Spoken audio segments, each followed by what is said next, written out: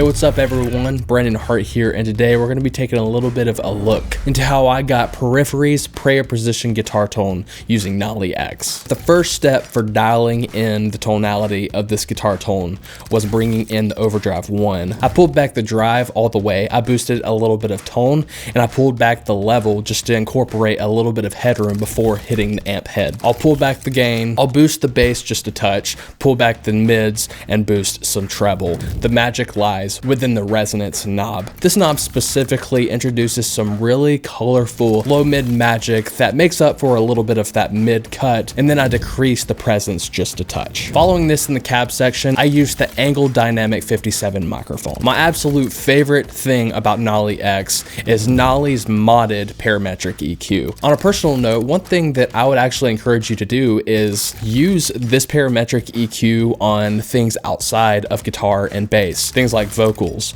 or drums. I boosted 75 Hz by 1.8 dB to reintroduce some low end, and then I cut 150 Hz by 0.8 dB to clean up a little bit of low end and low mids. And then I boost 250 and 400 Hz by between 0.8 dB and 1.8 dB. And then I boost 1.5K by 1.2 dB. And the purpose behind boosting the 1.5K region is to introduce a little bit more pick attack into my playing. And then I boost 4.5K and 8K by 2.8 dB and 6.8 dB, followed by a 10 dB boost at 12K to introduce some air.